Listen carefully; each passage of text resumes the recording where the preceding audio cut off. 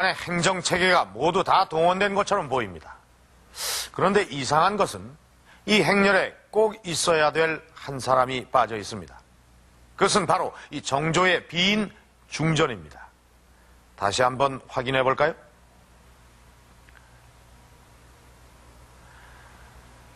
이 행렬의 이 부분이 바로 왕족의 위치입니다.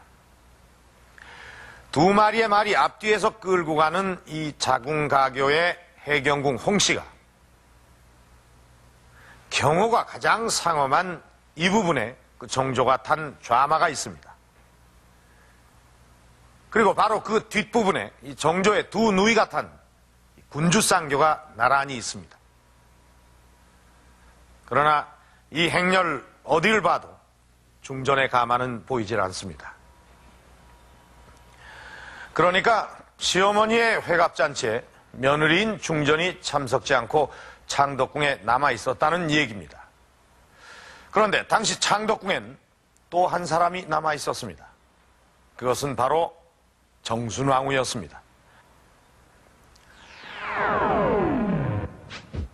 이 정순왕후는 정조의 할아버지 영조 임금이 첫 번째 왕비가 죽자 두 번째로 맞아들인 왕비입니다.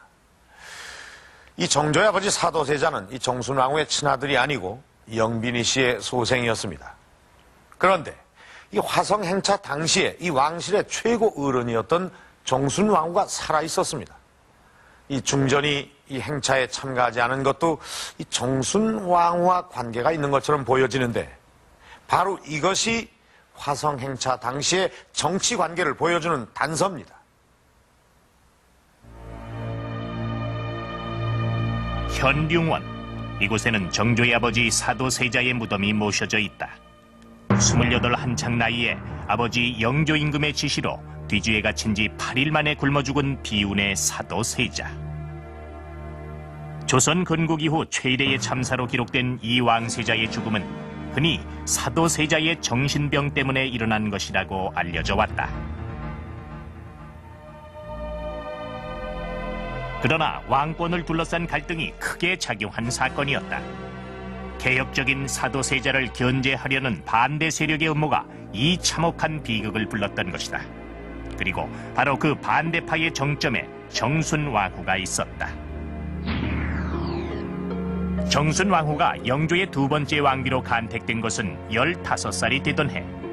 사도세자보다 무려 10살이나 어린 나이였다. 하지만 정순왕후는 엄연히 사도세자의 어머니였고 정조의 할머니였다. 이 정조와 정순왕후는 사이가 아주 안 좋았는데요. 그 이유는 이 정조의 그 왕위 계승권을 이 정순왕후 집안에서 그 회방을 놨기 때문입니다. 당시에 그 정순왕후의 숙부였던 김한록이라고 하는 분이 사도세자가 죄인이기 때문에 정조도 죄인이다. 따라서 정조는 왕위 계승권이 없으니까 이제는 이씨 중에 어느 누구라도 이 정순왕후의 그 양자로 삼아서 왕위를 계승시키면 된다. 이런 이야기를 했다고 합니다. 왕위에 오른 지 1년째 되던 해. 정조의 침전에 정체불명의 사람들이 침입한다. 사도세자의 죽음에 관여했던 세력이 보낸 자객이었다. 다행히 호위무사가 이들을 발견하고 정조는 위기를 넘긴다. 죄인의 아들이란 멍에를 쓴 채 즉위 초 정조는 이처럼 목숨까지도 위협받는 상황이었다. 왕권의 안정을 찾은 것은 왕위에 오른 지 13년 만이었다. 그때서야 정조는 아버지 사도세자를 복권시키고 무덤을 화성으로 이장해 단장할 수 있었다. 실록에 남아있는 기록을 보면 정조가 왜 이곳으로 사도세자의 묘를 이장했는지 잘 나타나 있다. 원래 이 터는 효종의 능으로 쓰려고 했던 자리다. 북벌을 추진했던 효종을 살아생전 존경했던 사도세자는 이곳을 둘러보고 백성들을 위한 정치를 하겠다고 다짐했다고 한다. 정조가 이곳에 사도세자의 무덤을 이장한 것은 아버지의 뜻을 이어받아 백성을 위한 정치를 하겠다는 의미가 담겨져 있었던 것이다.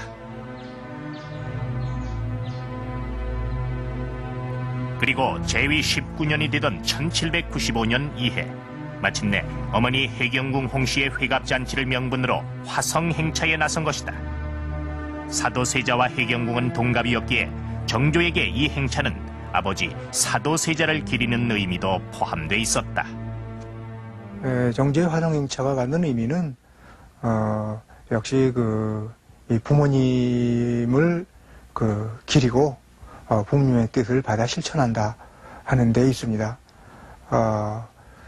그럼으로써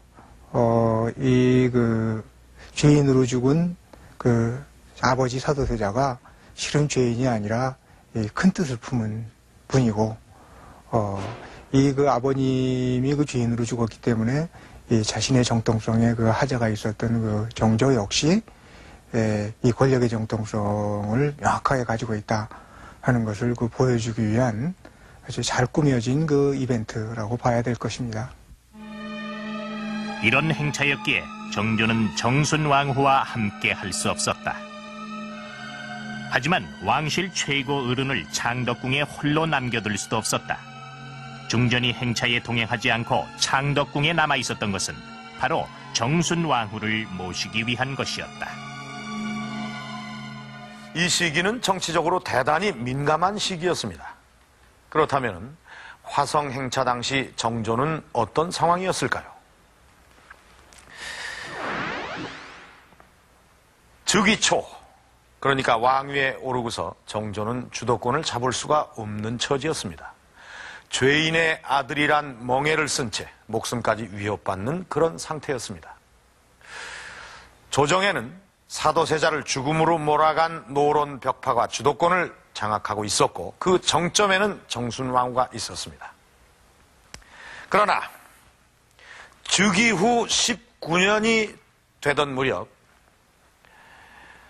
정조는 취약한 왕권을 회복하고 노론 벽파와 힘의 균형을 이루게 됩니다.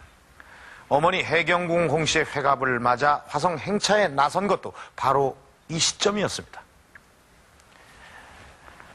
당시 화성에는 아버지 사도세자의 무덤이 있었습니다.